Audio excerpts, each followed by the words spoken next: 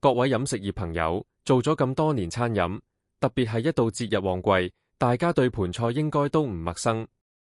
盤菜好賣，但風險都高，因為預備時間長，款式多，流程複雜。如果前期計劃同溫度控制做得唔好，好容易出現食物安全問題。我哋自己喺廚房實戰，我成日都會由風險開始諗。第一，短時間內預備太多食材，人手同設施跟唔切。第二，啲餸預早煮好，又放喺室溫太耐。第三，好似白切雞呢啲高風險食物，煮熟之後仲要多次用手同砧板處理，一唔小心就俾細菌搭順風車。再加埋翻熱溫度唔夠，其實就係一個個食物中毒風險位。要穩陣，我會由計劃開始落手。決定做幾多盤之前，先計清楚用具、保溫箱同雪櫃容量，刀同砧板要分開，一套處理生嘢，一套處理熟嘢。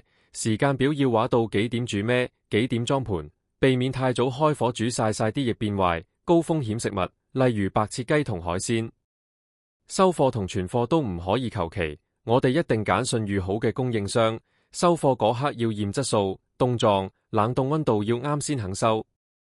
入咗貨之後，用先入先出，凍藏保持喺4度或以下，冷凍就喺-18度或以下。生熟分櫃存放，真係要同一格，就一定係熟喺上，生喺下，地方乾淨企理，咁先唔會交叉污染。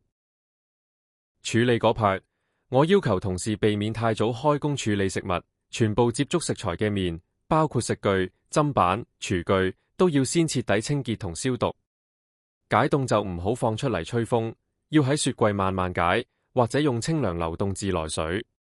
高風險食物一定要徹底煮熟，煮熟之後要分開存放，熱傳保持喺大約60度以上，全部食物都要有蓋，唔俾環境同其他食材搞到交叉污染。人為因素更加關鍵。員工預備食物前、如廁後，一律要用梘液洗手20秒。有腸胃炎、感冒嗰啲，我會堅持唔俾佢哋掂食物，寧願安排去做其他工序。處理熟食之前，尤其係要落手整白切雞嗰啲，洗手工序一定要跟足。最後就係運送同食用。要出外賣盤菜嘅，我會要求用清潔、有蓋同有保溫功能嘅容器，車廂都要保持乾淨，盡快送到，唔俾啲盤菜喺室溫企喺度等太耐。到咗場地，我哋會提醒客人要立即徹底加熱，食用時保持60度以上，亦都會提佢哋用公筷，盡快食完，唔好留到第2日再翻熱。